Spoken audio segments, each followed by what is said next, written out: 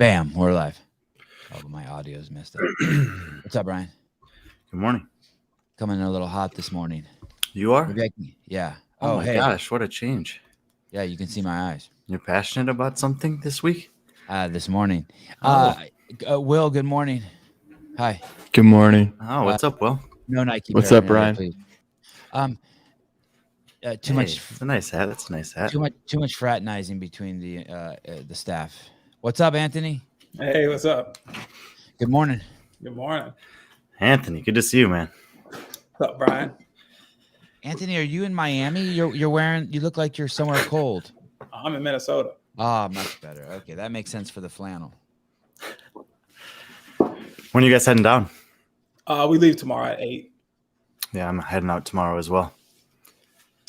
Kind of wishing I had scheduled it for today, though. I know. It's like it was negative 10 degrees yesterday. Like literal negative 10. Not like it feels like it was literally that. Dude, that's crazy. Yeah, we're training in like 59 degrees every day. Where in Minnesota are you? St. Paul. Holy cow. Sevon, did you see Armin's comments on Castro? St. Paul, the city where all the buildings downtown can be got to without ever going outside. That's right. They're prepared for this weather. I want that to be my first note, negative 10. Hey, is that negative 10 one of those spots where you can throw like a pot of water outside and it does like weird stuff? I'll be honest, I've never tried. I'd be doing that stuff all day. Are you on TikTok, Anthony? No. Oh yeah, me neither. I saw you. You're a man of God. I don't think men of God are on TikTok. I mean, that's not why, but unless they were there fishing for souls. Negative 10. But I apologize to both of you that you have to listen to some of this shit that I'm about to say right now. Someone made a comment this morning to me in my DM saying that the joke about calling Colton Merton a dwarf yesterday was not funny. I truly agree with you too, and I want to apologize from the bottom of my heart, honestly, for saying something that's not funny. This is not an apology to dwarfs or anyone who's offended by the word dwarf or to Colton Mertens. It is an apology for people who expect me to say funny things and I don't, and I agree it was a stupid joke. Secondly, our sponsor, barbelljobs.com, where's the logo? Texted me this morning and said that we have 3 VIP tickets to give away for Wodapalooza. We are like a real show now, just giving shits away. Is that crazy? 3 VIP tickets. And I was looking at Wodapalooza at what the VIP experience consists of, and it looks pretty cool. I bet you could bump into the likes of Matt Fraser, Matt O'Keefe, Brooke Wells, Sydney Wells. I don't even know if they might not. They might be like looking at you. People like Brooke Wells and Sydney Wells and Matt Fraser might be looking at you like through the fence, being like, "Oh my God, who are those people in the VIP area?" And third of all, my final thing is I want to talk to you about God this morning. I want to talk to you about ego and God and being disconnected from the source, and that whenever you are insulted, that means something has landed on you. You think you are something, and when you think you are something, you are now disconnected from the source. So this, and I'll go into it in a little more detail. Someone on YouTube wrote, Danielle Lucero wrote, "I am with Arm & Hammer. It is an insult to the huge team of people who have made the games work over the years to think that CrossFit is dead because one guy was let go." First of all, I'm not sure if anyone said CrossFit was dead, but why would you be insulted? Don't ever let anyone insult you.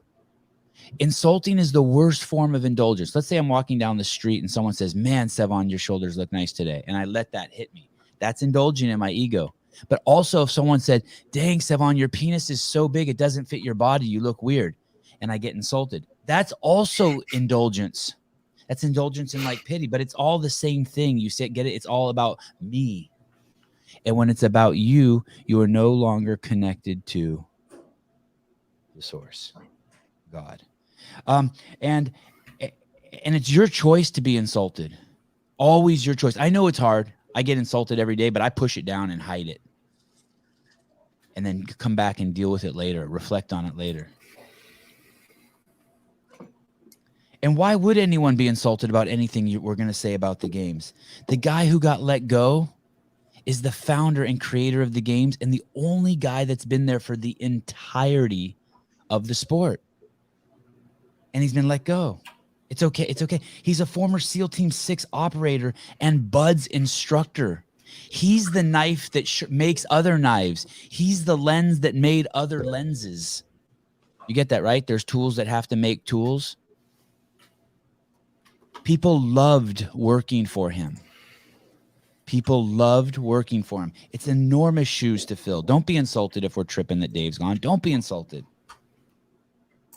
And finally, Danielle, in the beginning, you started the your statement with "I am with Arm & Hammer," and I just want you to know it's none of my business who you're with, but you should know that he's married and has kids.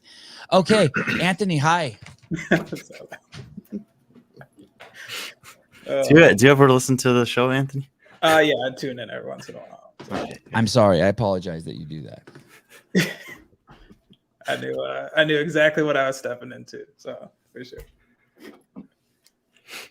Let's see here, dude. You've been around forever. Yeah, you think people would know who I was, but I dug into your Instagram. You've like worked out with everybody.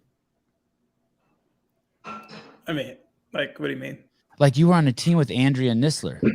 Yep. Who's moved on to the great Mayhem Empire. Yeah. Yeah, that's crazy. I didn't even know that. Were you guys good as a team together?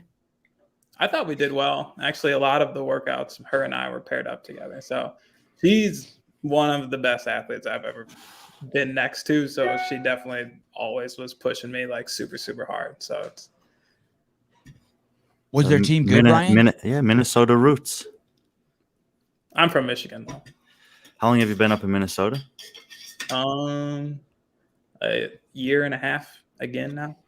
Oh, how'd you get hooked up with Andrea originally? So the old owner of Timberwolf had called. So I had gone to regionals in 2016 as an individual, and then he messaged me asking if I wanted to move out here because they were going to build a team. And so I was 21 years old and was like, well, yeah, sure, why not? CrossFit's king of the snatch. Oh. There is a I watched a video of you clean and jerking 405. It's kind of old too. No, I apologize, Anthony. 406. Was it the Wodapalooza one or was I waiting? Yes. So, Yes. Very funny story. Great. Let's hear it. I'm going to pull it up on the screen and tell me. And first, before you tell me, have you bested that? My best is 415. So wow. Before I hit this, so I didn't know how to use kilos. I had recently switched to weightlifting and I started with 165, which I think is like 370, something like that. I don't even know. And I went to jump to 170, which is like 10 pounds. And as I was approaching it, the announcer is like, Anthony Davis making a huge jump to 180 kilos. And I was like, oh, that was a 25-pound PR. And then I was like, oh, I guess I got another shot. So then I threw this on there and ended up hitting it. So I ended up PRing by like 20 kilos. Twice, yeah. What year was this? That was, I think, 2018. This was the weightlifting face-off event? Yeah. Dude, that was a really fun event. It says also, June of 2019. Just I don't know if that's when it was posted. I don't know when it happened. Oh, I think it's a throwback. Yeah, okay. See the time. Okay, all right. But it's that competition is super fun, but also very difficult for someone of your size to actually win because they use the Sinclair total, right?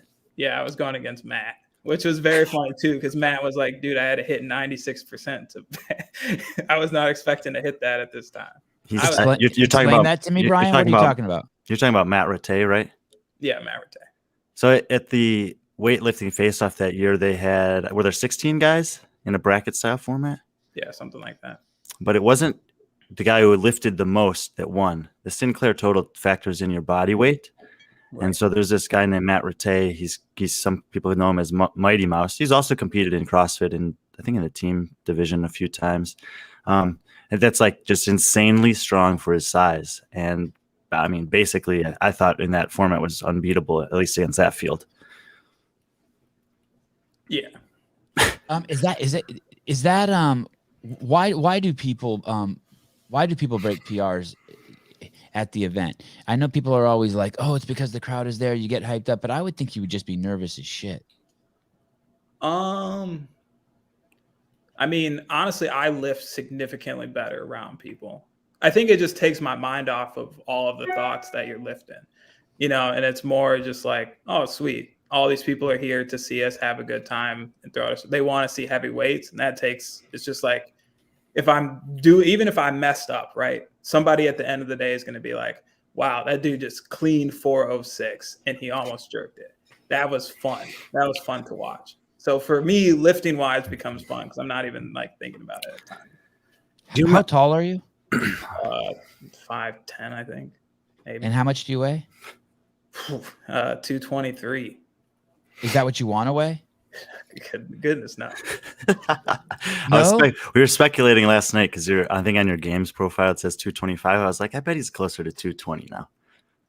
So I thought I was 225. At Granite Games, I was 232. Wow. Do they weigh you there? Is that how you know that? I weighed myself, I think, the next day or something like that. Because people kept messaging me. They're like, dude, there's no way you're 225 right now. I'm like, dude, I think I'm 225. They're like, you're at least 230. So I was like, fine, I'll go weigh myself. I mean, I live in Minnesota too. So it's not like I brought a scale to the Airbnb. I was staying at home. Right. And this kid in the middle is your brother? Yeah, that's Tylen. And how tall is he? Now 6'3". The younger one down there, Tristan, he's actually 6'5". Oh my God. Wow. You're the little dude in the family? That's me. I'm the little one. Oh my goodness. Oh my goodness. Beautiful family, by the way. Congratulations. Having siblings is awesome, huh? It is pretty fun. They're all doing pretty sweet stuff. My brother's a graphic designer. So we like very similar personalities. Like anytime we hang out, always get together. But he's like skateboarder, would do graphic. He's a graphic designer, always doing art, was coding websites in like 6th grade, was doing all sorts of stuff like that. So where were you raised? Where did you say? Ohio? Oh God, no. Ohio sucks. Plainwell, Michigan. Michigan. That's like the biggest insult you could say to someone Oh, from man, Michigan. Ohio was terrible. And did you spend your whole life there? Majority of it. Since I was like 8. I was born in Key West. Oh, no kidding. Where's your dad from? Marathon Key. The United No States? way. Really? Yeah, it's one of the keys on it. Yeah, because I saw a picture of him somewhere and he did kind of look a little bit like a foreigner. I guess Key West is kind of like foreigners. Where were his parents from? Georgia. Oh, no kidding. Okay. All right. All right. All right. But people are very torn on my ethnicity. I've had Hawaiian. Somebody thought I was just really tan. And then Puerto Rican or Dominican sometimes. I'm looking for a picture of your dad. I had here. Your dad looks like he's from the Caribbean, but maybe that's just from being down there in Florida. I mean, like, you know what I mean? Like people in Minnesota, they're the ones who talk like they're from Canada, right? Yeah. Yeah. You guys talk, say funny stuff. What's the deal with your shoulder? Which one? Both of them. Do you have good shoulders? You made a comment in one of your posts and you said something about your shoulders. You said you'd been neglecting them. I don't know. And I didn't know what the implication was, whether it was range of motion or one of them was injured, but it sounded like something you had an issue with going shoulder to overhead and you'd been neglecting it and that this was the year you were going to address it. Well, I'm going to find the post. Let's see. Yeah. This isn't the post, but this is one of your more humble moments I found. Let's see this one. Plenty of them on there. So yeah, you're a good dude. You share some good stuff. Let's see. Is that your shoulder giving out right there? Dude, I suck at handstands and everyone knows that. And I don't even really know what it was about this workout. This is such a mentally just Ryan, you got to see this. That was so, I think the invisible man kicked him in the elbow. So like in 2017, I was like, it was an insanely awesome year to open for me. And then to come back and just be like, man, this one workout, I was in, I think, 3rd or 4th in the region. I dropped all the way to 38th after that event. And you've seen it every single year. If you go back, you'll notice every time I'm in a decent spot, you see handstands or handstand walks show up. Everyone's like, did Anthony fix it yet? So that's just been kind of my vice. I don't really, my shoulders are strong, you know, like I can jerk 415 pounds. I've done 405 within the last year. So it is more, I think, just a range of motion and getting stacked well that my shoulders are actually doing the work and not like my biceps and triceps. So. Is Anthony Davis an individual athlete or a team athlete? Like when we talk about him behind his back. Individual. You're an individual. So because you see people who are individual athletes who come to Wodapalooza and they're on a team, right? Mm-hmm. And I was just wondering if you're a team athlete who, since it's not the games, you come here as an individual. But no, you are now an individual. Yeah, so I did individual last year too. And why make the leap? Or is it a leap? Sorry, I'm making a presupposition there that being individual is cooler than team. I think more so just timing of stuff. So, I mean, until so now I guess 2 Februarys now, I wasn't even doing CrossFit. I was doing strictly weightlifting. So it was not last October, but the October of 2020, I started doing CrossFit again. And so it was more of just like kind of get back, see where I could be, because I had some success at an individual level prior. And then I just had the allotted time to see if it was worth taking a shot. So here I am. And how much time are you taking? Are you like, is your life revolving around going to the games, being an individual athlete, or is this hobby? If I was honest, and I like to be an honest person, I don't know if I prioritize getting to the games as much as you probably need to. I coach almost every day at 5:30 a.m., either sports performance or the classes at the gym. I coach multiple times through the midday, and then I also do personal training and stuff at night. I like to spend time with my wife and my friends and do stuff, so I don't really enjoy always sacrificing things entirely. And I know that takes its toll, especially when you're trying to be among the best. And I probably, if I was being honest, thought I would be at the highest level. I'd probably need to prioritize more than I am now. But and what's that look like when you say prioritize? What would you do? I mean, it comes down to every single thing, you know, like, am I always getting 8 hours of sleep a night? Am I saying no to having pizza with friends, or am I saying no to taking a weekend off to visit people I haven't seen in a year, or not going on vacation over Christmas? It's things like that. And to me, it's just really hard to say that it's worth giving up those things. Do you own Timberwolf CrossFit? No, I'm like a co-manager of sorts. And how long have you been there?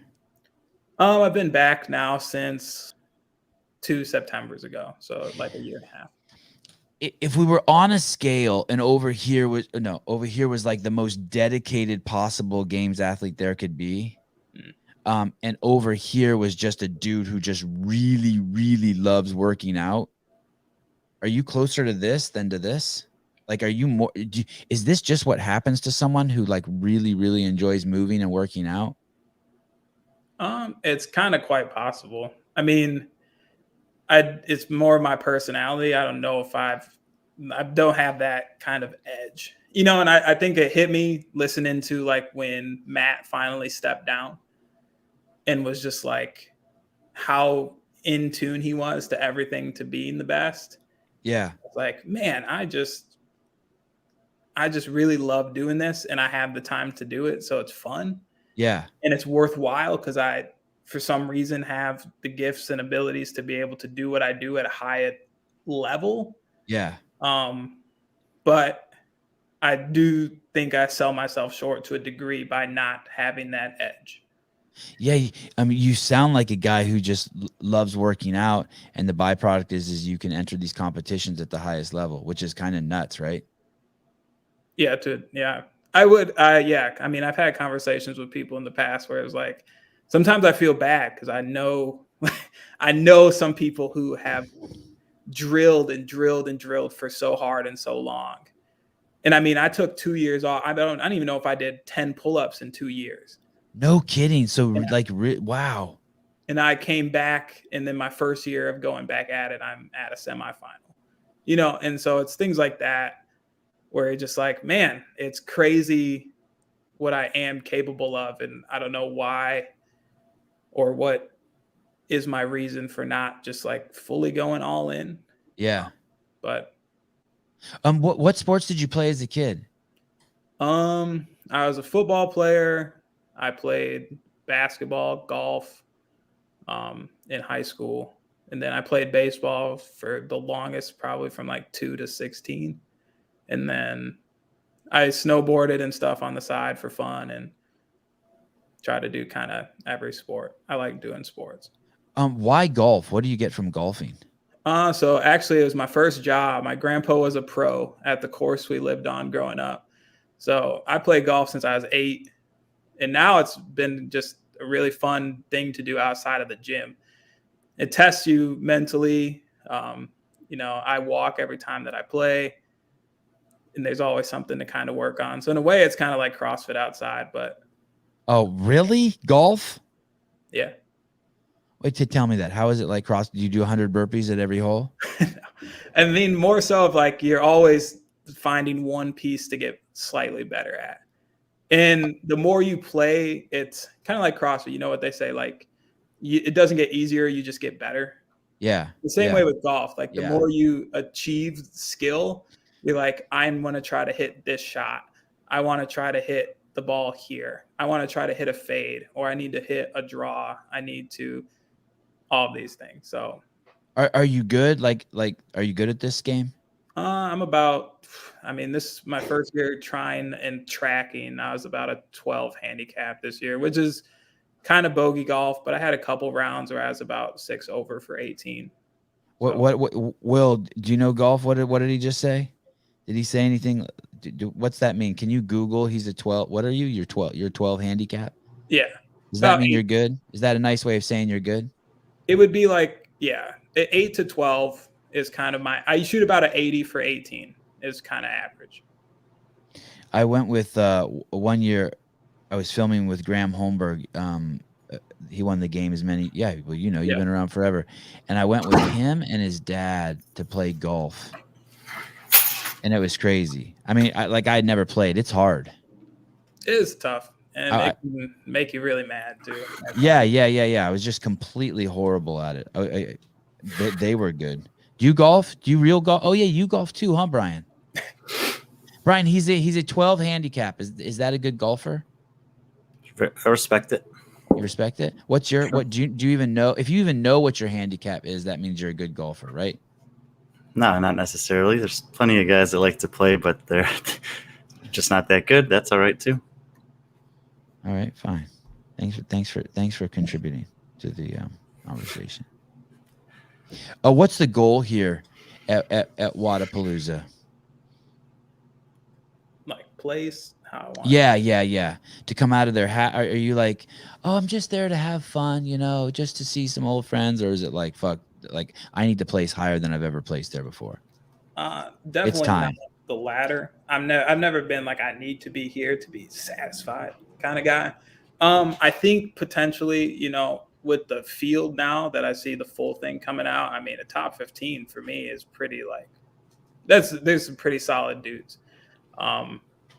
Just looking at the events, a lot of power stuff. So I have a good opportunity to take some good times in some of those other places. I like those kind of hard hitting, fast, shorter things. I wish the lift event was a little bit heavier, but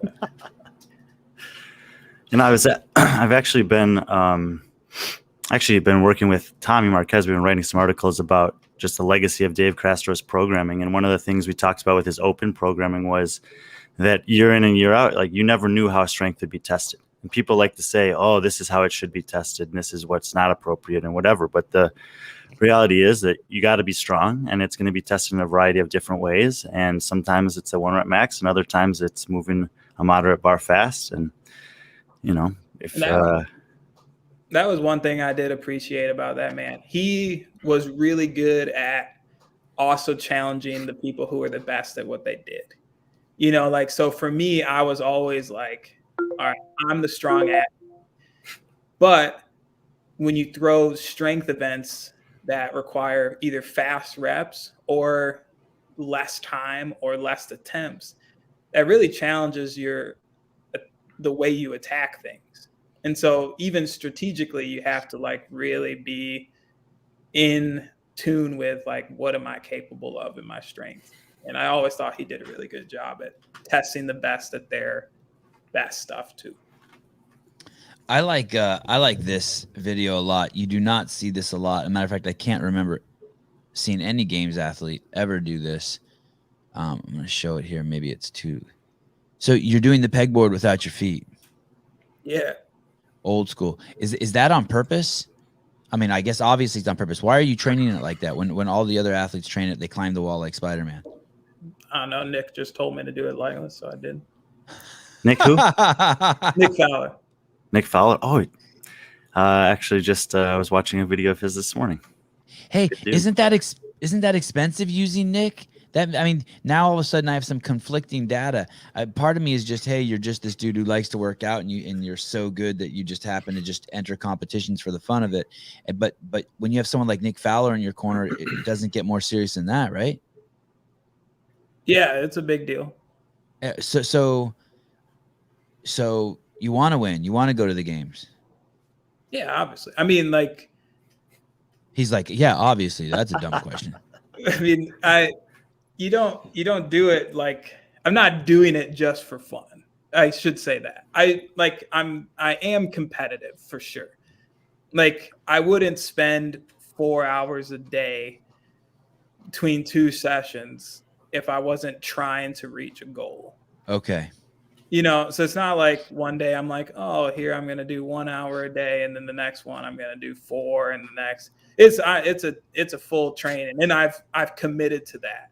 And so I'm 100% into my commitments, and so anytime that I even start to mentally get into it, my wife will be the first person who'll be like, this is what you wanted to do. We gotta stick to this, and that's how we go about our business. And so, yes, I do enjoy it, and I got back into it out of that feelings, but I am a competitor at heart too.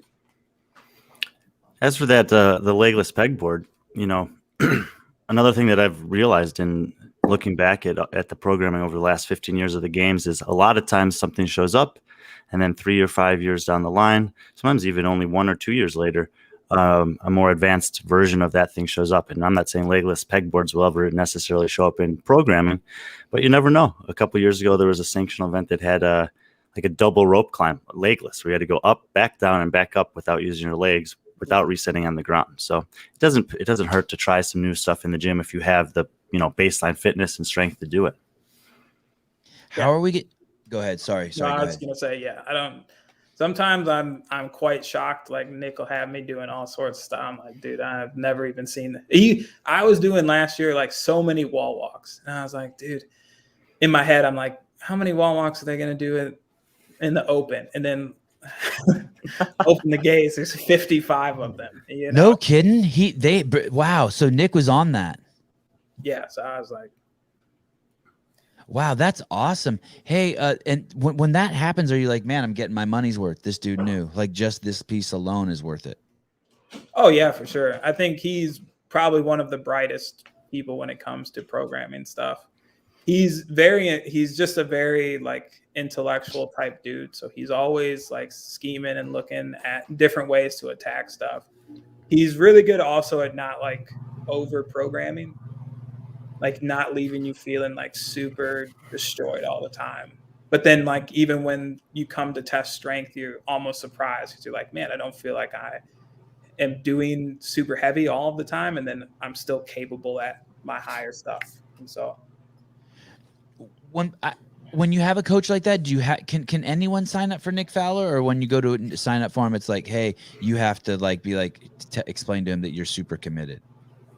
How does Brute work? Like I think anyone can just go sign up for, I don't know. Tell me one. Like anyone can sign up for the Matt Fraser's workout or Josh Bridges' workout. Can anyone sign up for Brute Strength, or is it more like, hey, you have to? There's an application process, and like you have to be dedicated and a games guy. I wish I actually knew the answer to that. So I got connected with him because I had a different coach through Brute that I had met through Active Life. And then that's Sean Pastuk. Sean Pastuk is now with Brute. Yeah. Well, they were with Brute. I think he's been with Brute or helped them out for a long time. Okay. So I had a coach there. And then that coach went to focus more on just coaching his gym. And then I got moved to Nick. So I had a different coach, and then Nick coached me, and then I stepped away from CrossFit. And then when I decided to come back, I was like, I probably shouldn't do this kind of just by myself. So I just reached out, and then he called me and asked like what I was committed to. Oh, okay. We kind of just decided like, okay, what, like, was I for real, you know, because it's a lot of work on their end too, you know. And so yeah, and I think that answers the question I was asking. Yeah, that dude's gnarly. I mean, it seems like everyone who works with him is gnarly. Yeah, he's had a great roster of athletes over the years, and still now, but probably, you know, they're a big enough organization where whatever that phone call was, if Nick didn't think that Anthony was looking for what, you know, he was looking for in an athlete or what he was, you know, would be hoping to provide, then he would say, I think that this might be a better fit, you know, within our organization, and they'd have something for him, I think. Yeah, they got a whole squad going now, even on the other end of the Brute spectrum with like Matt Torres and his crew. Oh, right. You're like, dang, all these. How old did you say you were again? 26, 29? I just turned 27. 27. Okay. Yep. I think that's Nick's third appearance on the show. Can you dunk, Anthony? I used to be able to, and because you're not tall. You're not tall per se. I mean, definitely not compared to your brothers. No. So after I wouldn't call you a dwarf, but you're not tall. It's so funny. You just pulled that full circle. Thank you. And yeah, so when I'm under 220, I can dunk. So I'm trying to get back to it. Have you ever dunked in a game? Not in a game. No, not in a game. That's the question, right? Like lots of dudes can, like not lots of dudes, but some dudes can run. Like a lot of dudes can juggle 3 balls, but can you juggle 4 balls or 5 balls? It's like dunking is like, if you can dunk in a game, that should be like, that's like you really dunk. Yeah, that'd be dunk. You can just dunk like to show off to the kids at the park and like into girls. Yeah, well, my wife, but yeah, I can't do either. Yeah, to your wife. How long ago? So you're pretty happily married. Yeah. You make a lot of posts about your wife and about your relationship. Tell me, what happened in 2021? People were jumping off of bridges and shit and putting guns in their mouth and getting hooked on fentanyl. And you're like, man, what a great year. I got to really, really hang out with my best friend. Yeah. So, you know, gyms and stuff kind of shut down, and we had been in the talking process and stuff like that. And so I was able to coach remotely for most of it because we were doing at-home stuff. So I would come drive out to Minnesota, hang out for 2 weeks, and we'd hang out. And in 4 months, I proposed, and we got married in a coffee shop that year, and now we're doing awesome. Oh, wait a second. So that whole marriage and whole relationship happened all in 1 year? Yeah. Oh, when I read that, I made the assumption that you had already been married for like 3 or 4 or 5 years. I didn't even know. So go back. I want to hear some details about that. She was a client of yours who you were. No. Okay. Tell me, how did you meet your wife again? So she was trained. She was coming to Timberwolf. Okay. At the time. I lived in Michigan, and I just thought that she looked nice. So I ended up messaging her, and then we just started chatting. over time. And then we met in Chicago and hung out, and we were like, we're gonna keep doing this thing. And then we just kept seeing each other, and here we are. And so I'm a little confused. If you saw her at the gym, you weren't living in the same town as her at the time? She asked a question on the rec room, which is like our community page. Yeah. And so I had seen her on that. And was she just doing that because she had already seen you and was courting you? No, she had no idea who I was. Wow. And then so you saw her, she posted something, and you're just like, okay, I'm going to get to know this girl. Yep. And before you met her, you're a church going dude, right? Like Sundays is church days. Yeah. And you're pretty serious about it in all your posts. Like you show yourself, there's all sorts of scripture and highlighted Bibles and stuff. So when you meet a girl like that, is that like one of the first things you ask? Is it a prerequisite? Yeah. So, I mean, our entire relationship was to that degree. Like we did it that way, and we established that right from the beginning. And, you know, like everyone's got their opinions and their thoughts and experiences and beliefs and systems when it comes to how those things work. But, you know, for us, we hold true to that faith. But also, I think if you're someone who isn't even a believer, you know, like setting the guidelines and the boundaries and the establishing kind of the relationship that you want.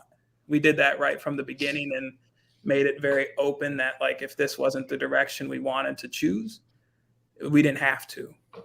And the direction meaning marriage.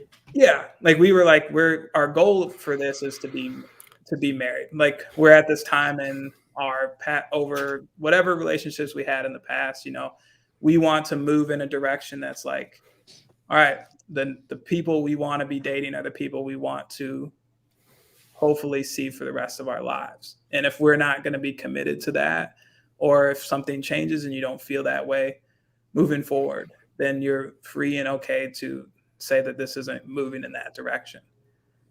And we went and just found that this was it. This was it. And I'm 100% confident in that. I'm going to ask a follow-up question. Are you going to take us somewhere else, Brian? No. When it's interesting that you say that. If you choose, I don't remember who told me this, and I'm not using the exact example that they gave me, but that if you choose a mate and like you choose something that's not eternal as your common bond, then your relationship won't be eternal. So like if you choose someone who just likes hiking and you like hiking, then that won't be enough to hold the relationship together. Or some people have kids, right? When their relationship's on the rock, they have kids in order thinking that the kids would hold them together. But that if you do choose something that's eternal, like God, both of you share that commonality of your love in something that let's say for this conversation that is eternal and is true, and we'll use the word God to hold that place, that is the essence of a long that is not only the essence, that's a requirement, that's a prerequisite for a good relationship, a relationship that will last you till death do us part. Yeah, I would 100% agree with that.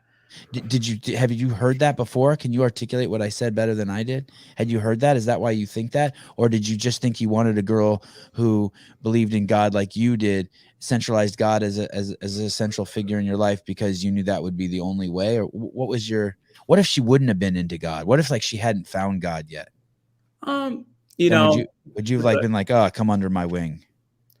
I don't think in me, personally, based on my beliefs when it comes to all of that, you can't force anyone into that belief system. Part of my attraction to her was that she had something in her bio that was like one of my favorite worship songs. And so I was intrigued by that, where I was like, oh, we might see things kind of the same way. You know, and I've been in circumstances where, you know, you don't do the relationship aligned with the message that you're saying, you know, or the message that you're portraying out to people. And so when it came to this, we were very cautious and we were very accountable to each other that, you know, this is how we want to be because we want to be examples of what we believe. And so, Yeah, I do think if you put your faith and you put your trust in things that aren't for, I guess, to say, in something eternal, it's very hard because those things will always come up short to some degree. Yeah, well said. I was Well actually said. thinking of this because I was thinking about your podcast because I knew you were going to ask me something about this because I know you're detailed. But I was listening to a song from one of my favorite bands, and one of the lyrics is growing up is watching your heroes become human right in front of you. Wow. And, I think so much of life is you see what looks like this big heroic thing that we're all traveling to. And then as we get older, we realize, wow, we're all really a lot more the same. Like this person might be your hero. And then later on down the road, they make a mistake. And then you're like, oh, you are human. Or, this happens all the time in church where you see these pastors and these people that get elevated. And then something comes up where you're like, oh, what's the deal, dude? Right? Like you've been preaching to people the complete opposite of what you've been doing in the dark, and you're human, Yep. That's yep, not eternal. Yep. And when we put our faith in things that are human, it's bound to, it doesn't offer you the mercy that I believe is available to you. Explain that to me a little more. That's so nice. The mercy piece.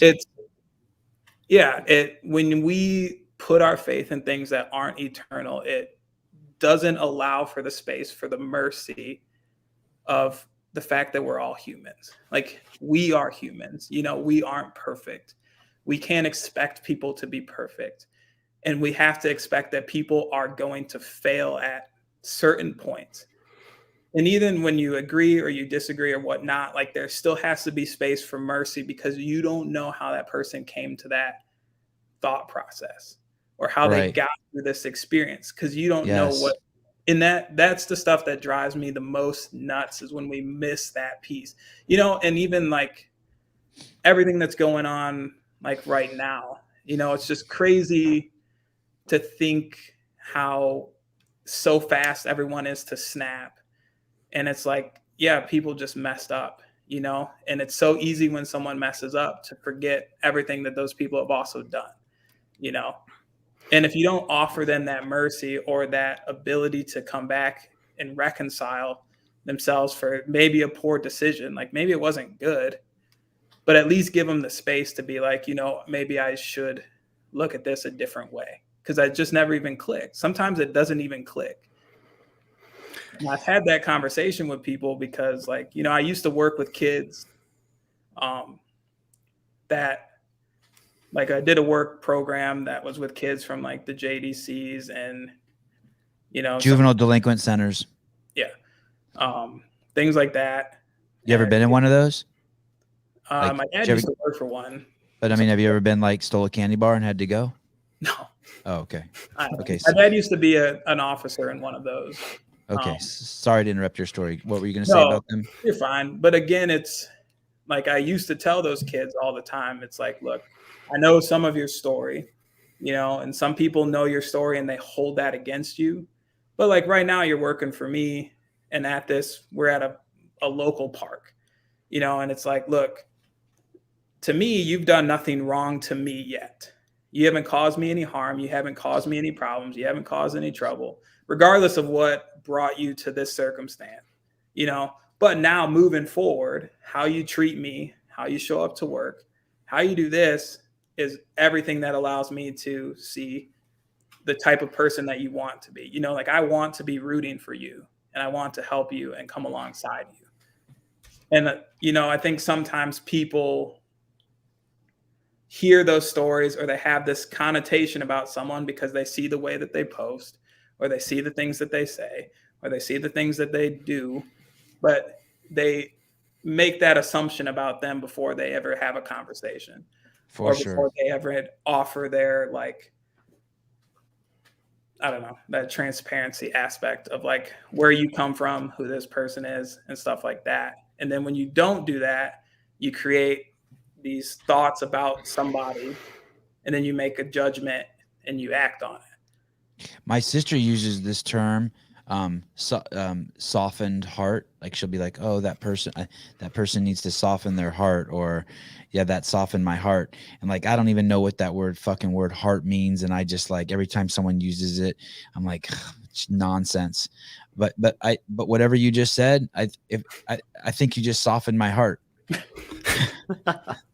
Like I felt myself feel like more compassionate towards other people. You nailed it, man. You articulated that so well. Thank you. Like from me, not thank you. That was cool. That was very cool. The mercy piece. Sorry, Brian, go ahead. I was curious because listening to you talk about that, a couple things like come to mind for my own life, and I'll explain at least one of them. And then I don't know if you've maybe had a similar situation or how you would, maybe recommend or handle a situation like this. But in this case, I'm thinking of, I was in school studying theology and history, and I was intentionally chose to go to a school that was Christian, despite not having a Christian upbringing. And in the process of trying to learn about that religion and thought process, I came across a pastor who I thought was very impactful, well-spoken, and extremely good at like delivering messages that people could relate to. And he built a huge following actually here in the Chicagoland area, several campuses, and then he started having like a more global reach and an internet presence and whatever else. And everything seemed to be going great. And then all of a sudden, this news came out that he was struggling with something in his personal life that was egregious to the point that he was just immediately removed from the figurehead of that community. And I'm talking like massive church community that he'd created. And I don't know whatever happened to him. Is that an allegory for Greg and CrossFit? No, but it is similar. And it's like, this kind of example shows up in a lot of different realms. And in that case of this pastor, and in one other case, which is kind of a strange one that I forgot about until just now, of Tiger Woods in 2008, when he had all that stuff come down on him. I took it upon myself and I wrote a letter to Tiger Woods, and I wrote a letter to this pastor. I never heard back from either of them, just saying, hey man, I've been in tough situations myself, and it's not all is lost. Like there's a way back out of this. If you ever need anything, give me a call, whatever. But I don't know if you've had any moments like that, Anthony, or especially if it's someone that's like changed your life, And then I felt so bad for Tiger. I felt so bad for Tiger. I just wish he could have.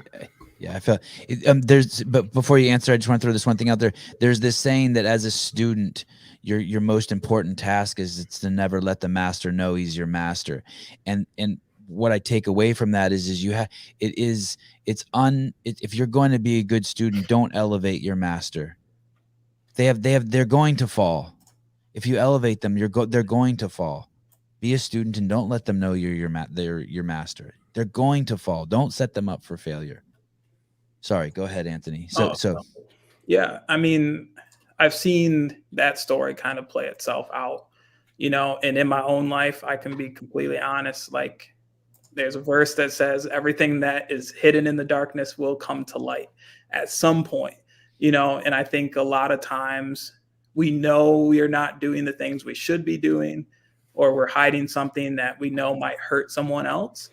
And then the longer you try to hide that, the pressure becomes higher and higher and higher to eventually like you make a mistake, right? Because you're not operating from an offensive side. You're trying to defend whatever it is that you're hiding. And so eventually that defense breaks because the pressures of the world are going to figure that out. And they're going to see that. And in that circumstance, I think accountability is huge. It's so huge. It's something that I wish I had more of when I was younger.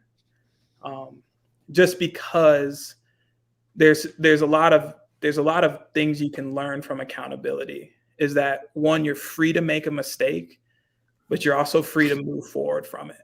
If you're not held accountable to the fact that something is happening or that something was maybe wrong, I don't know if you truly learn from it. And in the stakes of that pastor or from Tiger Woods, you have to take responsibility for those actions. Those were unfortunate. But from there, now it's out. So now everything you're trying to hide is everyone knows. Right. So I bet you there is a degree of freedom now. Yes. Where it's like, yes. now I have the freedom to decide, how do I want to do this differently? And it's just responding to that accountability and accepting it. Like, yeah, what I did was wrong. But now moving forward, this is the things I'm going to do. And you don't have to do that. I don't think you have to do that for anyone specifically. I don't think you have to go out and prove yourself to anyone, or like, you just need to be like, that's who I was. I'm working on who I am, and I'm going to try to be better. What do you think? Sorry, Anthony, I got a question about that specifically. So going way back, I don't know what point in my life it was, but the girlfriend I had at the time read my text messages and saw that I was talking to another girl. And like, I felt like this huge breath of freedom. And I'm like, I'm so sorry. And she's like, why? I'm like, because now you're stuck knowing that you're fucking with the piece of shit, but I'm free because I don't got to hide that shit from you anymore. It was like what you said. I was like free. Like, oh God, this was like, I wish I wouldn't have gone down that path. Hiding and lying suck. Like, not for maybe the reasons you think, because it's immoral or a sin or whatever, but just it's a waste of time and energy. And it just sucks. It's like being a caged animal. I don't want to be caged. That being said, what do you think? I see posts on Instagram where people are just helping other people justify, let's say, their unhealthy lifestyle or their obesity. So I heard there was this lady on the Fit. I don't know if you follow the Fittest doc. I think he's out of San Diego, and he made a post, and someone's like, well, some people can't lose weight. And so I responded to her and I said, are you telling me that someone who weighs 400 pounds and drives around in one of those little carts at Disneyland can't take any steps to lose weight and get out of that cart? And they're like, well, they have psychological problems, and starts justifying their issues, right? And inability to work on themselves. And I find that when you block people, when you argue people's limitations or block them from the path to take personal responsibility or personal accountability, it's like if you had a friend that says, hey, don't be honest with your wife, hide that from your wife. Like, I think that's bad. You shouldn't hide. I think that's like, do you see the connection or correlation? Not correlation, the connection I'm trying to draw there. Like, that people with a victim mindset are doing that to themselves. You're just or a limited mindset, you're just building the cage for yourself. You're just lying to yourself. Yeah, I think that traps so many people, man. And it's sad sometimes. I mean, so like, it's under the guise of helping people too. That's what's worse. Hey, I'm going to help you stand up. But what I really did is I just took away an opportunity from you to get up on your own. Yeah. And so like, even with some of the kids I used to work with, I like to go hiking. I used to go hiking 3 or 4 times a week. I had kids that had never been on a hike ever. And I was like, why? And they're like, what do you mean where you work? You mean, yeah. You mean at that juvenile facility you worked at? So we actually worked at the county parks that summer, but also just like on my own, I would just hike around. But yes, some of these kids and a couple of the other after school programs that I did, like, some of the kids never went on a hike ever in their life. One of the answers was, well, black people don't go on hikes. It's funny you say that, because Logan Mars says, Anthony, have you ever tried psychedelics? And the racist in me said, no, black dudes don't do psychedelics. Have you done psychedelics? No. Yeah. Well, but that was a joke. It's not that black dudes don't do psychedelics. It's that he's a man of the cloth. He's a man of God. What are you doing, Logan? Sorry, I apologize for him. Logan, 20 burpees. That's fine. You can. Okay. You won't, like you said, you won't. Maybe a controversial, but I don't think that being a man of the cloth precludes you from doing psychedelics. I think that there's, even if you go back to biblical times, I'm sure that there were people that were, very, very faithful in their religions, and also, not indulging, but interacting with some of those things occasionally. And I don't think there's necessarily anything wrong with that. Blasphemy. But yeah, even those mindsets though, is like, we don't do this. And it's like, why? You don't know if you don't do that. You don't even know if you don't like that. You've conditioned and caged yourself to this belief that you can't. And why are you going to listen to that voice in your head? It's like the hardest thing to watch is watching like a kid who's 15 or 16 years old, who's never known anything differently. And they're responding to an environment because no one's ever challenged them. And that's really it. It's challenge them to think outside of this box that you're trying to close yourself in. And I think we all run into that at 16 years old, right? Like we're trying to figure out life, you know, whether you came from a decent home or if you're coming from a home that isn't great. And it's that reminder, like, because they are also being conditioned that they're completely different than other kids. And then the kids who grow up in decent homes who still have anxiety and still have depression and still struggle don't realize why they struggle, because these kids who don't have that stuff are struggling with the same things. And it's this cage that you are just like locking yourself in, and you just haven't even been challenged to step out of it, you know, and to think bigger. Are your parents divorced? Yeah, my parents have been divorced since I was 5. Do you remember the divorce?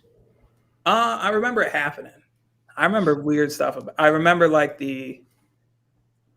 sitting on my bed that I knew was like made of wood, and I remember my sheets were like football sports sheets, and my parents sat me down on that. That's like the part I remember. And were you tripping? It was weird, you know, like it was hard to like understand at the time. Yeah. I feel worse for the others because my brother, the one in the middle, he was 2. My sister was being born. Wow. So the youngest one is actually a half brother. I think I was 3 when my parents got a divorce, but it's funny because I would go the other way. I would feel more sorry for my sister. Like the larger your intellectual capacity, the more it would hurt. So yeah. You don't have to feel sorry for your brother. He was stoked. When you're 2, you're like, damn, I get 2 Christmases. When you're 7, you're like, oh my God, my life's over. What was it like being raised? So you lived with your mom, and your mom did like everything. Yeah. Like if you needed money for the arcade, it all. And when would you see your dad? When he lived in Michigan, I would see him every other weekend, and then I would go down to Florida again for the summer. What do you think it did with your perspective on women to be raised by your mom? Do you think it gives you a different perspective on women than other people? I'm going somewhere with this. Sorry, I'm trying to lead you. I'm trying to understand myself by asking you questions. Oh, yeah, fire away. I think it gives you a significant more respect for them, at least for me, because I was like, I never wanted to hurt a female. Like, yeah. It was that feeling of like watching what that did to people. It just like, to me, was like, I never wanted to reciprocate that. So you saw your mom get hurt and you're like, I never want to do that to another human being. Right. Okay. My thought, where I go with it is like my mom would do anything for us. Like we would eat before her, you know what I mean? And I saw the struggle, and like, before I think she was pregnant with me, and she went to law school, and she was the first woman to graduate from her night law school. And she did all of that because she knew her and my dad were getting a divorce, and she needed to do something to make a living. Right. And life was hard when she was an attorney, and she worked in business was so bad that she was like considering taking jobs of cleaning houses. And like she told me there was like a long period where all we ate was peanut butter and jelly. I don't even remember this really, but breakfast, lunch, and dinner just to save money. I probably thought it was awesome as a kid, right? She feels bad, and I'm like, fuck yeah, my mom rocks. But I don't see, because of that, I'm almost offended when I see women power shit. Like, yeah, duh. Like, what are you talking about? Like when I feel like I see like, do you know what I mean by that? Like there's something like any woman would have to prove. Oh. There's nothing any woman has to prove to me. Like they're beyond equal. Like I almost feel like it's a step back when people are like, women are equal to men. I'm almost like, yeah, no, what the fuck you mean they're better than men? Like, I'm exaggerating a little bit, but I feel like and I had a sister also, but I feel like being raised in that environment, you never second guess. There is no distinction between man and women. You're with a woman who's doing everything. Oh yeah, 100%. I would totally agree with that. And so I get confused by that women power shit. I'm like, almost like it's a setback. Like, are you planting the seed in my head that like women aren't as powerful as men, or aren't equal? Like it's just a weird thing. Yeah. I mean, I don't see a ton of it, I mean, I know. Yeah, you're in Minnesota. I'm in California. You know what I mean? It's like, Is it? Yeah, we got they're like, look, I got more armpit hair than you, like to prove to me you're cool. I'm like, yeah, you're cool. You're cool. You can grow armpit hair. I'm cool with it. Yeah, do your shit. Yeah, you're dude. You're dude. You're as good as a dude. Grow your shit out. Grow your mustache. I don't give a fuck. Yeah, for sure. So it is a little different where I'm from, but yeah. Who thinks that Anthony is Anthony stronger than the fittest doc? Do you know who this guy is, Anthony? Probably feel like I should. That guy is, he's crazy strong. It's like, what's the what can he? What's your max back squat for 30 reps? 30? Yeah. You know Colton Mertens is going to be there. You better know that shit. You cannot get beaten by this dude. I mean, the last I did. This is the fittest doc. You've done heavy 30 rep before? I mean, I did a workout in the fall. Okay, let's look at. Hold on one second. Let's look at this. What is this? 435. Can you do this, Anthony? My best is 525. Oh, sorry. Pull this guy down. Sorry for this doc. Get out of here. I apologize for even insulting you, Anthony. My bet, I don't know my 30. In weightlifting, I did 505 for 10. Okay. That's a front squat. You did 505 for 10. Back squat. Oh. And your max front squat is what? 525. Was weightlifting is much different squat story than CrossFit. Do you know your fastest mile? Ever is 520. Wow. Jesus. Where and how old were you when you tested that? 21. Crazy. What do you think you could do now, or do you know? I did 2 falls ago. I did 540. So you're still moving. But I used to be a lot faster. Have you ever been the weakest link on any of the teams you were on any of the workouts? Like, have you been one of those guys that like they're doing the worm and burpees, and then all of a sudden you see like one big strong dude's like stopped, like little girls are yelling at him, "Get the fuck up!" You're like, this is uncomfortable. Not that movement for sure. The worst event for me was at the obstacle course. For some reason, I'm apparently unbalanced on small objects. But then the other crazy part, the only year I've been to the games, like you've probably done your research. What's my biggest vice? Handstand walking specifically. That was 2017 you went, right? 2017, 0 handstand walking, open, regionals, or the games. There is something that is interesting. I wasn't going to bring this up because I didn't want to pick on you, but well, yeah, I did. There is a video in your Instagram where you're on a balance board, and granted, it is the smallest balance board I've ever seen. But yeah, you do not look comfortable on that thing at all. You don't ride a skateboard? No, I used to snowboard though. You did? Yeah. Do you know what I'm talking about? I think it's a video. You're on this balance beam. Oh, there it is. Here it is. Here it is. This isn't the exact video. Oh, you're looking for the one where I throw the basketball in. Yeah.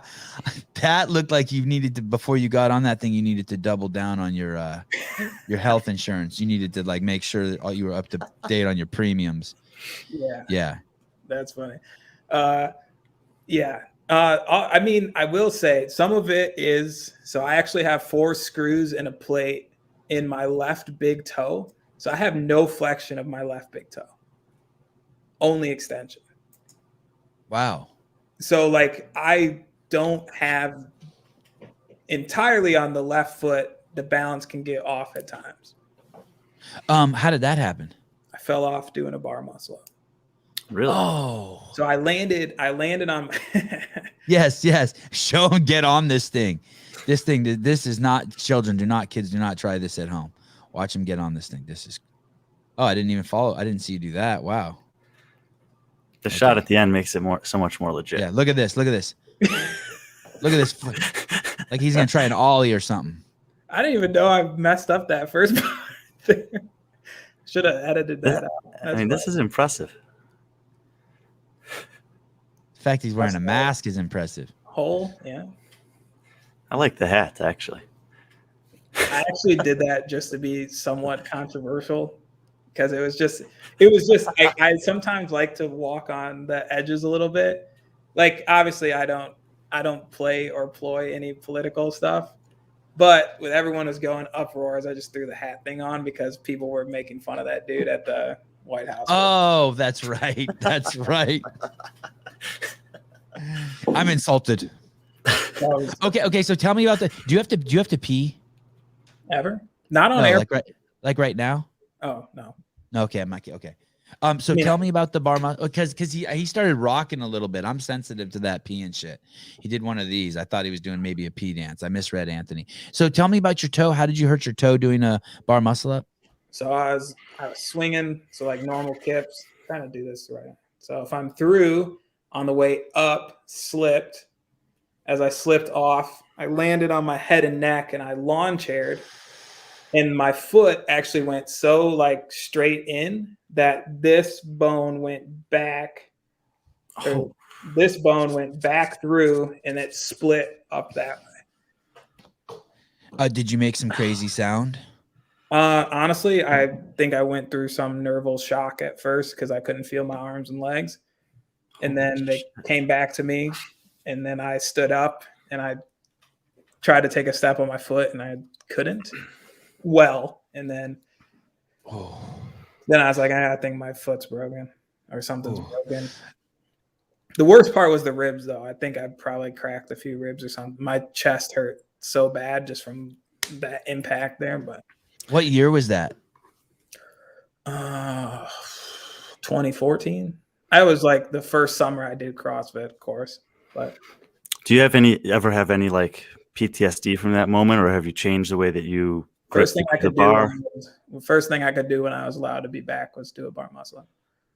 Get over it right away. Just don't even think about it. You said that when you and your wife had something like in her bio or something that you really liked, a line that you really liked. Is it this line? You're above all else. My purpose remains the art of losing myself and bringing you praise. No, that's a different song. Oh, okay. I messed that up. Did you really go 2.5 years without masturbating? Without masturbating? Yeah. Did I see that in a post of yours? No, I'm porn free. Porn free. Yeah. That's different than masturbation free. Yes. Okay. I'm not gonna lie to you. So you're not superhuman. No. Yeah. Okay. And porn free means that like you don't go to any porn sites. No. Brian, I have a question for you. Never mind. That'll be a different show. Reminds me of, you had this conversation with Greg Amundsen years ago. Yes, Greg Amundsen, and it completely abstains unless he's married. Right. Yeah. I'm not a big porn guy either, Anthony.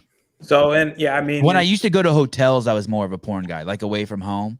But like at home, I don't know if I deserve any like praise for not being a porn guy. But there's just no time for porn for me. There's when I get off the phone here with you, I'm gonna run in and see my kids. Like, what am I supposed to do? I need 5 minutes with some porn. So, sorry, go ahead. Oh, I was gonna say, in my engagement through marriage, I was abstinent from masturbation, though. The whole time? Yeah. And how long was that? 4 months. So you didn't ejaculate for 4 months? No.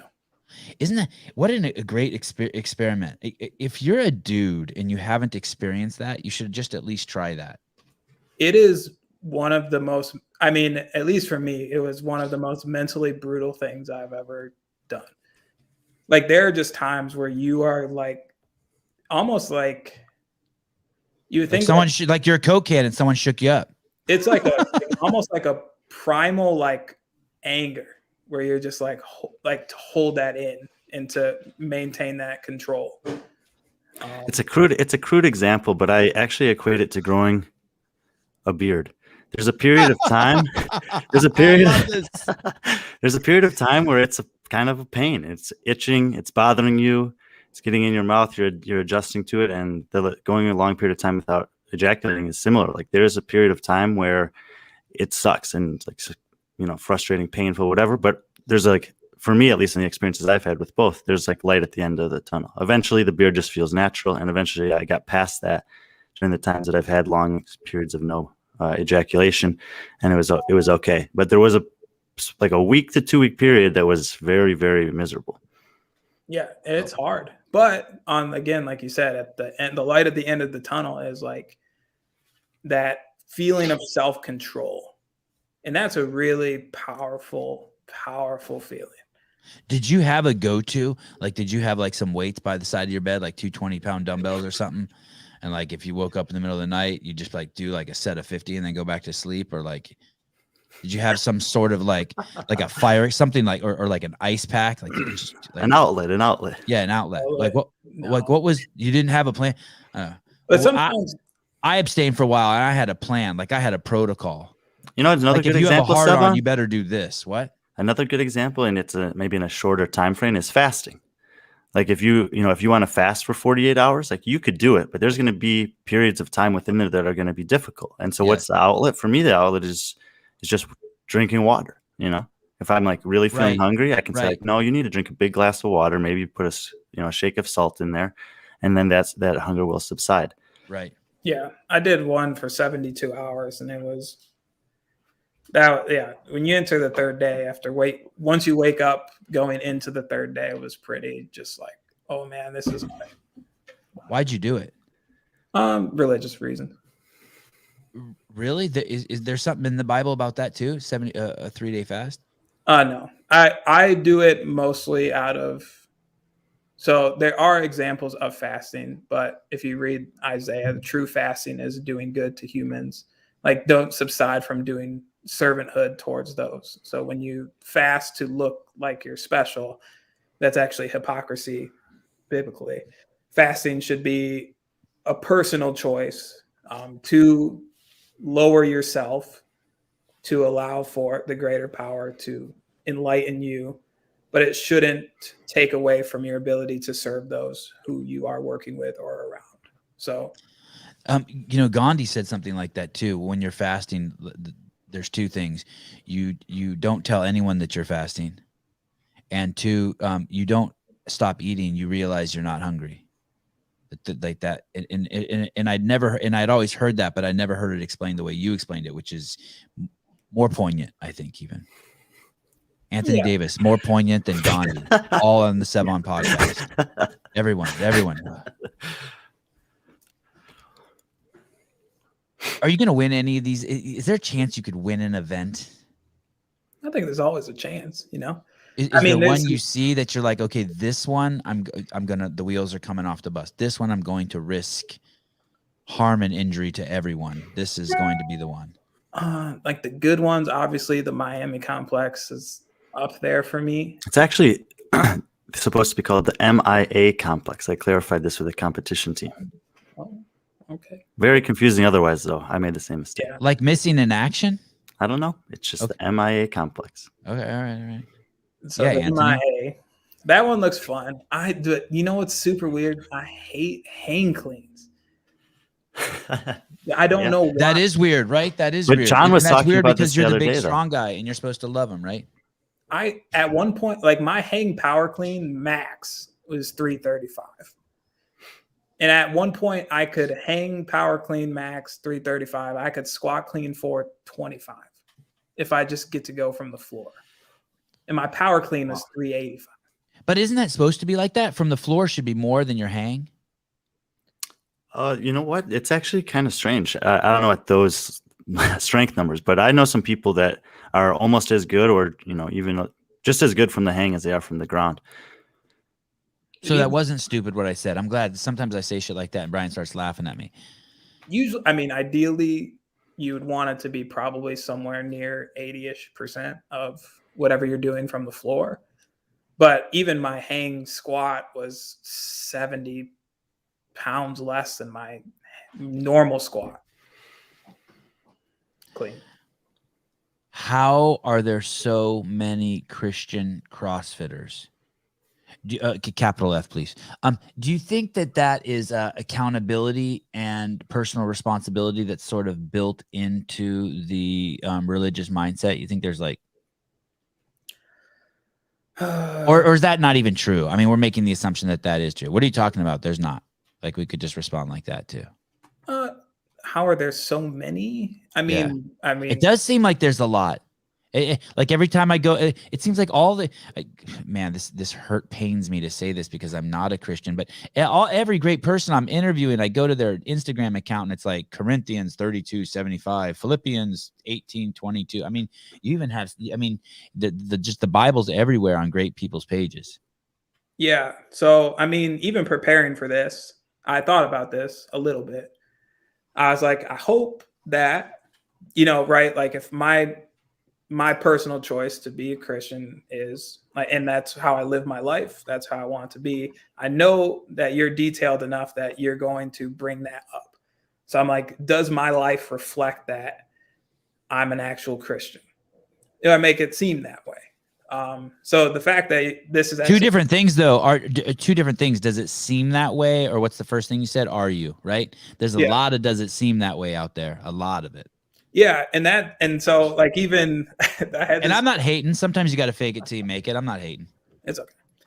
I would argue like I didn't become a Christian until I was 21. And I would even argue the first 2 years, the way that I lived my life wasn't honestly in alignment with what I was preaching to others or putting out there. So I don't actually really consider my Christian life to have started until 2 years after I claimed to be, because I wasn't aligned with the things that I claimed to be believing. Now, for short sake, the other day I had a client in the morning class and he was talking to me about his favorite holidays. And he started saying, like, I love Thanksgiving because everyone just gets to hang out, get to watch football and do this. And he's like, it's way better than Easter and Christmas because I don't have to. And before he said it, he stopped because he remembered that I'm like a super Christian dude. But he was going to say, because I don't have to go to church. And so, like, to me, I was like, oh, sweet. All right, right? Like, this person respects me enough, or at least knows that I live my way in such a way that everyone knows this guy claims to be a Christian, and that's how he lives his life. Right, right. It's not just an Instagram post. It's not just every time I fail, I post something long. It's just my way of life. Right. Right. So, but you wouldn't have, but if he would have, but you didn't care that he said it either. Like you weren't offended. No, we're in 2022 now. Half the world hates Christianity. It's, like, I'm not offended by someone who attacks that because I see it happen all of the time. Right. If someone wants to have a conversation, I'm all about having that conversation because I would argue differently. But, like, people can say whatever they want.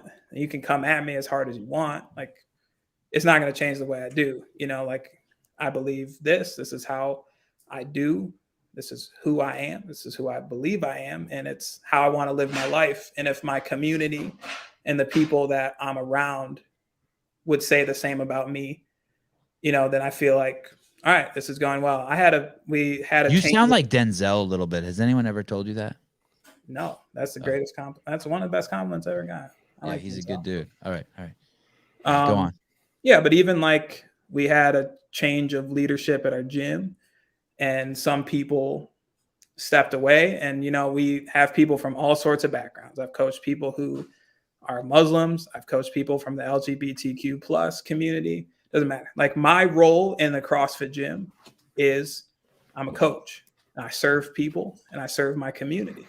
And so whoever steps through those doors, I'm going to give you the best opportunity to do that well and execute that well. I don't care where you come from. I'm going to do my job. But they ended up leaving with the turn of leadership.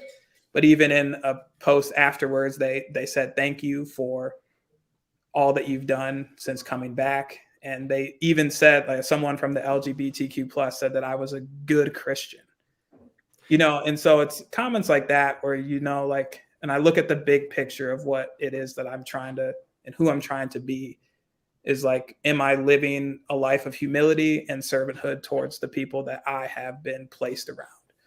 And to me, that's what Christianity is supposed to be about. And so, I don't know why there's so many of them in CrossFit specifically. Maybe it's CrossFit as a reconciliation for a lot of people. If you didn't play sport somewhere else, this is an opportunity. You know, if it's a space in a community, it's built similarly. You know, people gave it the cult idea. You know, cults, religion can kind of align themselves in certain ways, but I think just happens to be the mindset. And I think CrossFit has given a similar path to people. You know, more than anything else, it's we need to serve those around us. And I love that about CrossFit from the very beginning. I love that about CrossFit moving forward. So even like, you know, it's just the servanthood. And I think, Greg Glassman told me one time, he said, I remember we walked out of a Best Buy or something together. And there was a guy there. It was around the holidays, and it was one of those guys who rings the bell, right? Mm. And Greg gave him a $50 bill. And he said to me, our only value on earth is how did he say it exactly? Our only value on earth, the only true metric for a human's value on earth is how he can help his fellow man, what he offers his fellow man. He goes, there is no other metric. And I was like, what? Like for your value while your time on earth. And I thought, wow, that's like really, I mean, in the most superficial sense, you can look at like someone like Elon Musk, right? Who's like or Benjamin Franklin, who brought us the light bulb, right? And then people who on the granular level, like you in a CrossFit gym are adding such tremendous value to other people's lives, not only as a role model, but teaching them how to take care of their temple. Right. And it's cool. Like I hear that in you. There's a continuity between the way Greg said it and the way you said it. I just wanted to change that. Man, people are getting off on you right now. Look at this. John Young loves you. He hasn't told his own wife he loves her in 3 months. Crazy. Brian, don't cry. Do you need a hanky? I got one over here. Okay. Is there anything else, Anthony? Is there any stone that we left unturned? Is there anything like? I was actually surprised you didn't ask me more about what's going on in CrossFit, to be honest. Oh, well, I looked on your site. You have many complimentary posts about Dave. I try to keep that separate from like Brian. Like Brian is a man of the I try not to drag. I've been so aggressive and so I try not to drag anyone else into that. Do you know what I mean by that? Like I don't want to drag anyone. Like I'm like a dragon breathing fire, and I don't want to I don't want Anthony to be on my show or Brian to be on my show, and then people look at them and be like, "Man, you hung out with that guy who was breathing fire." I want you to be like, "No, when he was on the show, it was mellow. You know, we talked about cooking and the Lord and going on hikes. You know, like, Yeah, like that's. I don't want to drag you into my like those shows. I just do because I am part dragon. You know." Oh, and if I'm going to be honest, like that's something I actually highly respect about you. I've always thought. Yes, there I am. Look at just destroying poor Austin Malleolo, James Hobart, my beloved Gary Gaines. Like I was just okay. But go on. Yes, tell me how you respect me, please. It's an appreciation for people who are just true to themselves. You know, even like a silly way. Like on a Sunday, I was coaching, and this girl came up. She's like, "Can we listen to music like this kind of music today?" And I was like, "You know what? Thank you for asking me and like just saying what you want to listen to instead of complaining about the music not being what you want to listen to. You know, like regardless of how people feel about you, and I know that you don't probably care what most people think about you. And I think it's probably best if we don't let most people dictate how we think about that. You know, you should focus more on the people who are closest to you. It did hit me like a brick, though. My mom told me she didn't like the podcast where I was just going hard in the paint against CrossFit, like just savage mode. My mom did tell me she didn't like it, and that you're right. Most people I care what you think, but I don't really give a fuck like what you think in terms of it influencing me. But I care what you think. But when my mom says stuff, it's both. I care what she thinks and it influences me. I'm like, oh shit. Yeah. Like I want to make her proud while she's here. Yeah. Okay, go on. Sorry. You gotta So have go on. those Yeah. people, Yeah. you know, and that's Go back like, to the music thing. I really like that too. Like, yeah, don't talk shit behind my back. Just say it to my face. I respect the shit out of that. You Yeah. want Kanye and I'm trying to play some gospel music, and I'd rather have you tell me, hey, can we put on some Conway, than afterwards leave and be like, fuck, I hate Timberwolf CrossFit. That guy Anthony's always listening to church music, that son of a gun.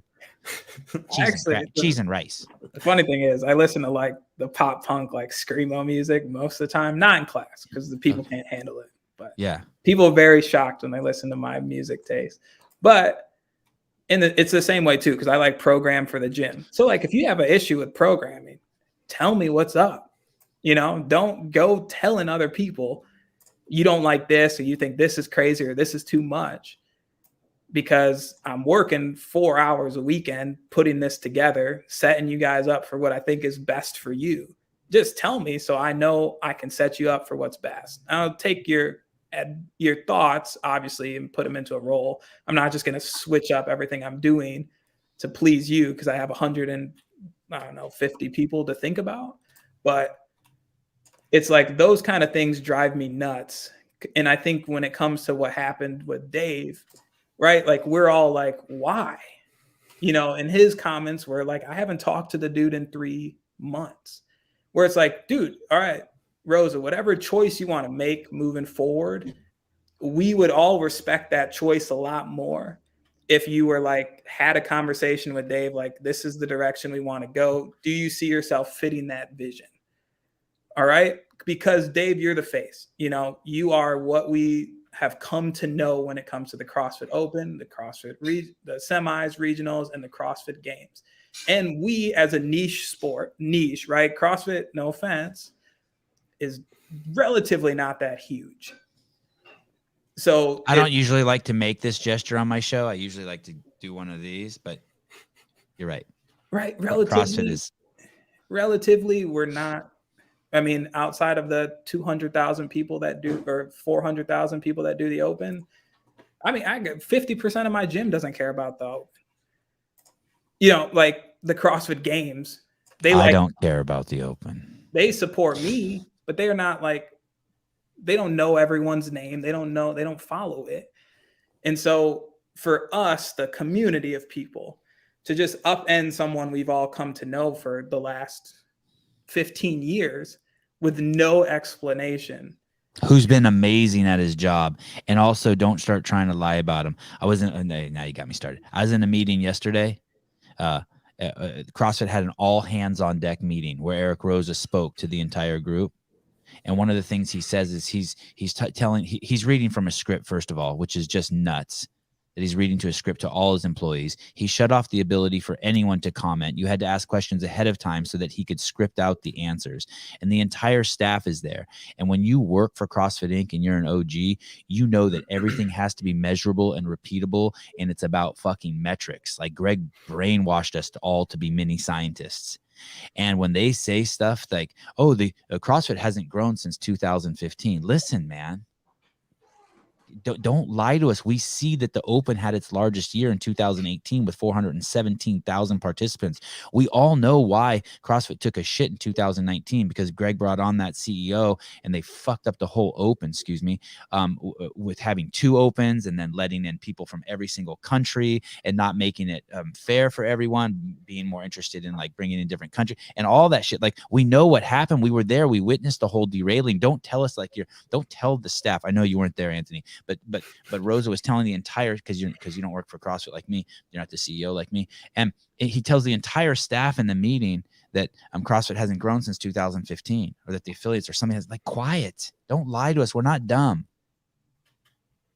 And portray yourself as some sort of great savior. You made a claim. Sorry, this is your fault, Anthony. I take no responsibility. You made a claim, Rosa, that you had to take 2 months off for mental health issues.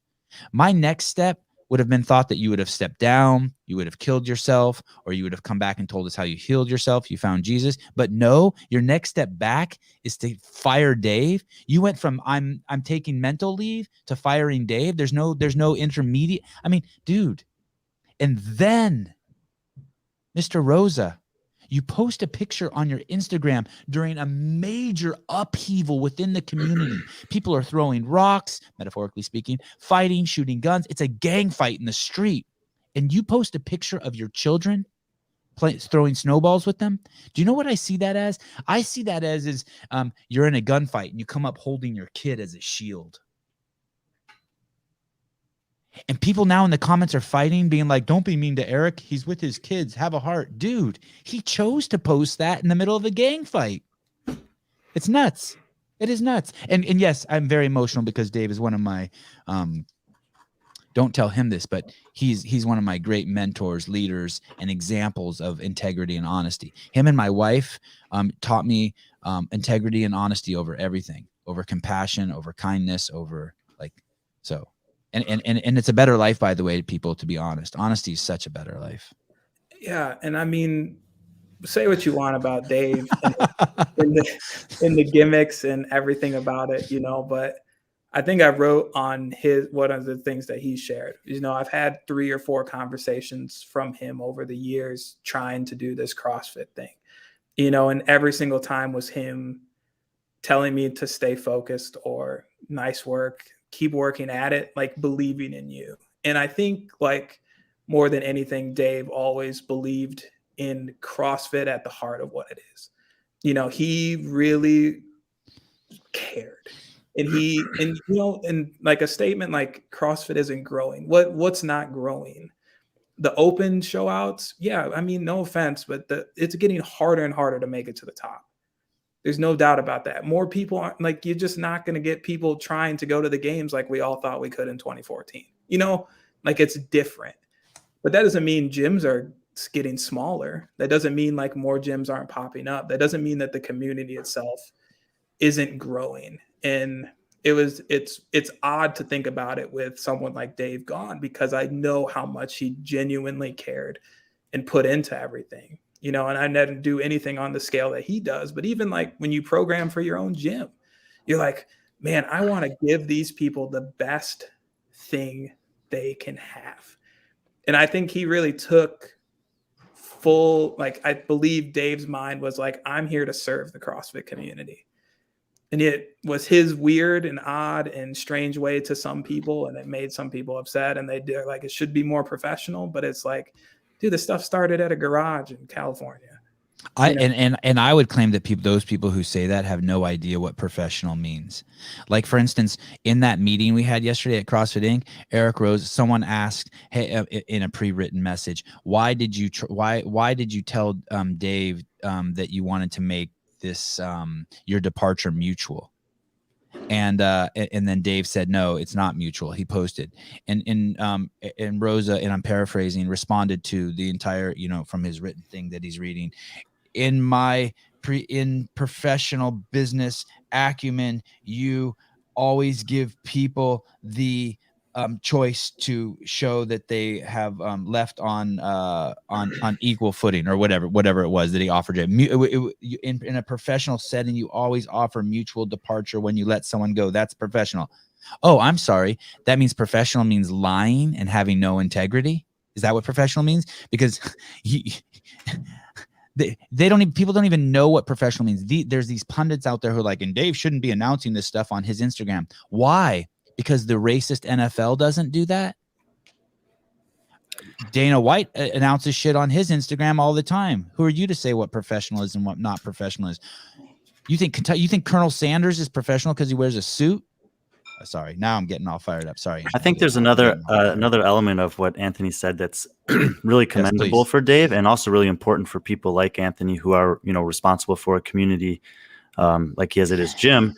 And I posted a little thing on my Instagram yesterday that I was doing some research in the CrossFit Level 1 manual. And I think Dave was as good as you could be at not losing sight of where he came from in the CrossFit space, what happened to him in 2004, 5, 6, 7, 8, 9, despite the fact that everything blew up around him, right? The games blew up. His popularity grew up. He has his own brand. Everyone's got their opinions about him, everything else. And in the quiet of his own mind and his own, world where he programs and tries to lead, whether it was the training team or the game season or whatever it was forward, those principles remained true throughout. in the programming, in his delivery, in the way he interacted with people, like Anthony was talking about. I don't think that there's a single athlete who's competed at a competition that Dave's been at that wouldn't have at least something positive to say about, when I saw Dave, he was respectful to me in this way. And he was able to do that. And as Tommy and I have been writing these articles, that's what I've been like, it's been reinforced in me. And hopefully if people get a chance to read them, they can see some of those things that remain true over 15 years of doing that, despite everything going on around him. It's really impressive. Yeah. And Tommy spent a lot of time at the ranch too. Tommy knows the Castro as well. Yeah. It's actually been so fun doing that with Tommy. And wasn't that one of Castro's old jokes? He's like, no one's ever said a bad thing in my face. Right. You know what I mean? Right. Like, it's true. None of it. I mean, people talk and they'll gimmick about his cornrows or something, or like just tell us what the workout is. But to a degree, we also all learn to love that. Seven, did you see that? He said he was planning to bring the cornrows back this year. Who said that? Dave? Yeah, Morning Chalka put out an article, like 6 things that Castro did over the years that made us smile, and the cornrows was like the leading thing. And he goes, shucks, I was planning to bring them back this year. I actually like that look on him. Now on the other end of all of it, yes, I like, in your circumstance, right? You have a platform, you do this kind of stuff all the time. Makes sense to, if you're being asked and you support yourself. I don't even know if you support yourself on this podcast, but the platform that you use, you share the things that come to your mind. We've all come to know that about you, and that's what we appreciate you. And if people follow, that's why they follow you. It's weird to me to be like a full-blown adult, to actively go to Rose's page and then just attack him on a picture. Yes, I agree. I couldn't agree more. You know what I mean? Like, yes. I don't follow Eric, but I went to his page and he hadn't posted for like 3 months. And I'm scrolling and it's just 20 minutes ago, 1 hour ago, just ripping the dude. I'm like, yes, dude, yes. How old are you? Come on. Hey, I totally agree, because there's people who will comment in the comments here in the podcast who is just like so negative, and it's like every single one, every podcast. And I personally enjoy it because it gives me it stimulates me to give me fodder, like to crack some your mom jokes. But I think to myself, how pathetic is it? There's no one I follow that I don't like. I would only follow someone I don't like or go to someone out of my way to someone's page to hate on them if I had some internal issues. I agree. It's weird to go over there and just attack him as an adult. I agree. It's a little weird. I don't know. It's a little much. It's like I said, it's different if you have a platform, and this is what we do. We talk about the things that are happening, and I'm voicing my opinion. But just to almost anonymously drop a comment to just destroy someone for what reason? Like, what good did that do? Did it honestly make you feel better? I don't know. That stuff gets on my nerves too. If you're going to call someone an asshole, give them equal constructive criticism, if not more. Or if you're going to say stuff, yeah, it's also my problem with most of the content producers in the space. They don't actually say anything. They're just like, calm down, things will pass. I know this is emotional. It's just like this fluff service. And it's like, let's drill down and actually look at some things, like some details, or stay out of it altogether. Like if I'm going to go over to Eric Rose's page and I'm going to say, hey, you're really fucking this up. Like, that's not enough. You need to be like, I want to see the 10 points of why you think he fucked it up. Like, you're just over there just throwing rocks. Like, you don't really care. Right. And so there needs to be some, I agree.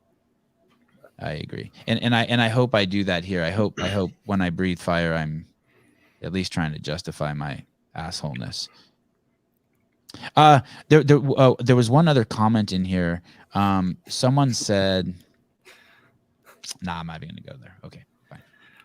I actually just noticed there were even comments.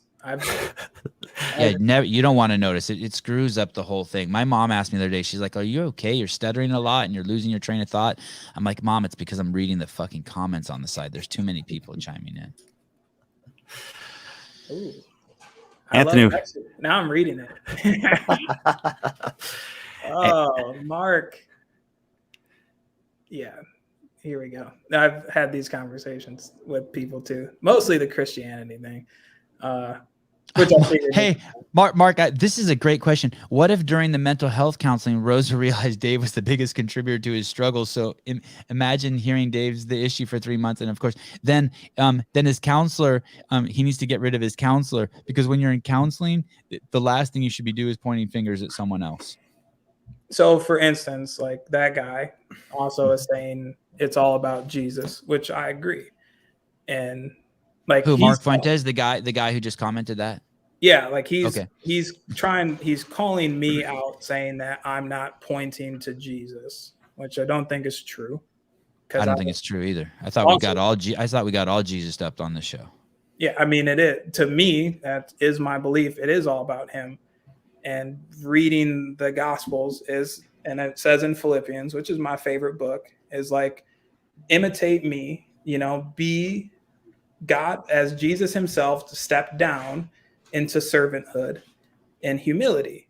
That's how he lived his life, was in humility to other people. A lot of times, like, people try to frame it as just be a good person, but I'm good is what is good, Yes. What is good? What is good? I believe God is good, and he's laid a framework for me of what that looks like. Now, I've interpreted that through reading, studying, and the way I live my life as a servanthood to the places that I've been set. And that's how I live my life. And I got that because Jesus showed me that. It's not just people who are poor. It's not just people who are struggling. There's a whole section about the tax collectors. That's rich people. That's people who are doing well. It's not all about just like being good to one person. It's try to show up, eat. How many people are at your table, and who's at your table? It's actually really important to be very, very nice to rich people, because you want them to be very, very nice. And we are all role models to one another. It's very, very important to be nice to rich people, if not more so than to be nice to poor people. It's all just like, I think you started here in the beginning of the show saying it's just people here. It's just people here. There's no, like, we're all just humans. And if you're nice to someone who's rich, you're setting an example for them, for them to be rich. Who knows how that's going to be contagious and spread to the world. You hold a door open for a rich guy, and that inspires him to give $5 million to a charity that helps 7,000 poor people. Fuck. Yeah. And that's how the world works, man. And I'm not trying to like come at Mark in any way, but that stuff can get on my nerves sometimes. Right? Because I've been around people with it's a theology thing, right? And I would come from a Reformed theology, and I'm not going to get into it because that's where a lot of people, I probably believe everything that he does, but I also recognize where I'm at in this space, and I wholeheartedly have thought I've displayed what I believe Jesus does throughout the whole time. So it's when how about forcing kids to get injections if they want to go to school? Would Jesus approve of that? Did they even have vaccines back then? No, just psychedelics. Oh, nice, Brian. Nice. Again, and even pertaining to that, we all think there is always yes or no. Right. What do you mean? Yes or no, right? Like, yes, if you believe, like, let's go Christianity, for instance. If you believe, you're saved. That's John 3:16. Didn't come to condemn the world, came to save it. Corinthians, to give freedom. Don't burn yourself in the yoke of slavery. Galatians 1:5. Same God as before. So the two best things, right? Mark 12:31. Love your God with all your heart, soul, and mind, and then love your neighbor as you love yourself, or in Deuteronomy 19:18. All right. This is nothing changed, is the same God that justified a prostitute. Justified a prostitute. So we have this idea of what is a yes and what is a no, but there's so many examples of that's not always as black and white as we think, right? What does faith actually look like? Someone's telling me that I'm making it about me. It's not about me. Never has been. Okay, don't read the comments. You're banned from the comments, Anthony. You're banned from the comments. Oh, that's the stuff that again. You know what's funny? You know what's Anthony's actually gonna get more fired up than me. By the way, you said Deuteronomy. Deuteronomy, yeah. Say it. Pronounce it again. Deuteronomy. Duda, like Duda, Ronomy. Deuter. That word needs to be said more often. What it is? That's a cool word. Someone needs to start a company and call it that. That I need to look at that. But when you said that, that sounds like some California brand. Deuteronomy. Anthony, you know what's really funny, and I don't know if I read maybe I misread the comments. I don't know, but when he had said something in there, and I thought what he was saying was, you represent Christianity well, and you don't even ever have to use the name Jesus. And I thought that was a cool observation. Deuteronomy, man, what does that word mean? What does that word alone? That is such an amazing word. That needs to be said all the time. Deuteronomy. But then also, like, this happened to me in 2018 at the dang Granite Games, man. So, right. What happened? So in 2017, I was 5th in the world in the Open, decent year, chose to go team. 2018 was the year you took a picture of me shooting my arm out, falling on my face. I missed regionals. I didn't even make regionals for no reason outside of my own, right? So if you can imagine a 20-year-old kid or a 21-year-old just turned 22 who's never really achieved, honestly, like high levels of success in really anything. I've always been kind of like good at stuff, kind of middle of the pack, but it was never like. You've quoted scripture better than anyone on the show. Like you're at if I had to rank people quoting scripture, you'd be at the top, just so you know. So there, you're good at there. I'm giving you the gold medal for that. I'm glad. Yeah. But even, so those things, and it's like, and a whole other compile of things happened in my life that time, like just wear and tear. Like, I'm not going to regionals. I was in, I think, a 2-year relation at the time that failed, that didn't work out. And all of these things happened where I was like, who am I going? Like, where am I? Where do I belong? Do I keep doing, like, it's a lot. So I go to Granite Games, my first competition in 6 months, trying to prove myself again to see, like, all right, do I belong here? Because I'm running with this idea of, like, was it just a fluke year, or do I actually belong with these athletes? And I hit a 25-pound snatch PR. And I jumped through the roof. That picture you showed of me jumping where you asked if I could dunk. Dude, I'm so excited. 25 pounds on a snatch for 325, which I think was the heaviest at the time. And then people are like, act like you've been there before. Cocky. And I'm like, you don't know me at all. You know how rock star lifestyle. Really? People said that you were being cocky? I was like, do you know how hard it was for me to step on this floor after everything that I had to go through that year to feel like I belong here and to hit a 25-pound PR, my first ever victory in a competition at a good one? I'm excited. I'm happy. Hey, do you hold the snatch PR in competition as a CrossFitter? Right now, yes, but I think Dmitry Klokov is trying CrossFit. What is that record? Sorry to interrupt your story. 340. 340. Okay, I thought Brian told me that last night. You referenced that last night, right, Brian? Yeah, we talked about it. Yeah, dude, that's spotlight shit, right? That's just all the judgment. And that's and so much, like, to that makes me like not even want, like, social media. It makes me not want any of it.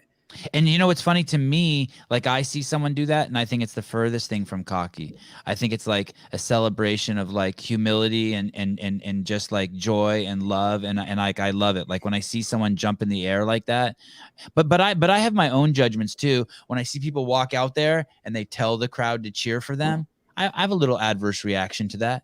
I judge, like, I'm like, what? No, we'll cheer for you if we want to. I like it better when they, like, the other athletes are telling the crowd to cheer for someone else, but, like, celebrating after a lift, I don't view that as cocky at all. We love that. We love that. That's why Josh Bridges is who he is. You know, and, like, we love to see a celebration. I don't want Josh to win because I care what place he takes. I want to see a celebration. Yeah. And that, I mean, I wish those things didn't get on my nerves so much.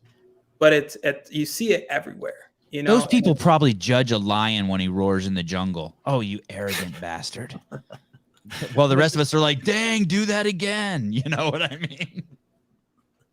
Yeah, and it's just like, oh, like even that, like that. I mean, now like that fired me up. I know. I saw you get.